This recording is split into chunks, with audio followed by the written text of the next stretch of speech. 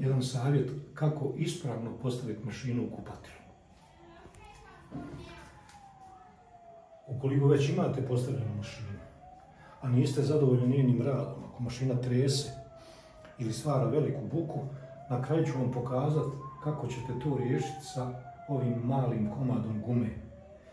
A za sad, u početku idemo, znači, ako tek postavljate mašinu, bitno je, mašina ima 4, znači, ove svoje nogice.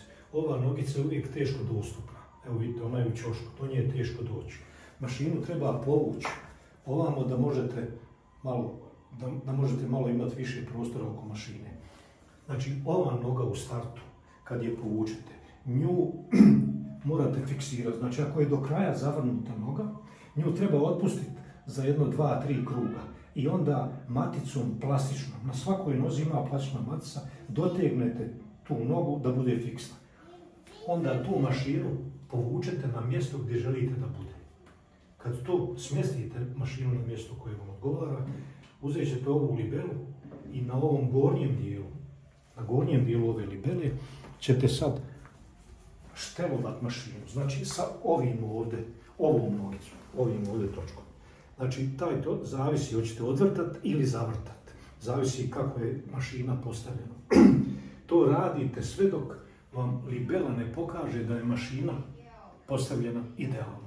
Ukoliko eventualno imate pomoć u kući, znači ovo možete sami raditi. Ukoliko imate pomoć u kući, još bolje.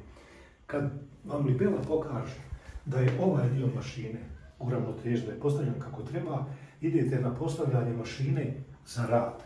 Mašina se ne postavlja za rad tako što se sad ovaj dio radi, nego mora se postaviti vertikalno.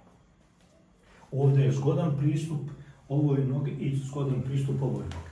Znači, ako idete sad vertikalno na ovu stranu, ovu ovdje nogu okrećete, odvrćete ili zavrćete, opet sve dok ne dobijete ovdje da libela pokazuje da je to postavljeno idealno. Kad tu nogu završite, idete isto, znači uvijek vertikala je ta koja obezbjeđuje dobar rad mašine. Isto to radite sa ovom nogom. Kad to postavite, kad vidite da je to u redu i da ste zadovoljni, mašina vjerovatno neće stvarati puno buke ako je dobro postavljena. Ali za svaki slučaj, moj prijedlog je da obavezno uzmete, evo vidite, ovo je komad gume. Ovo je od gume od bicikla, unutrašnja guma, znači šlav bicikla. Uzmete komad ove gume, nađete negdje ako postoji mogućnost i ne morate krug, kao što je ovaj. Odrežite 4 komada ovako gume. 4 komada ove gume i poturite pod ovaj fabrički dio gume. Pod svaku nogu poturite.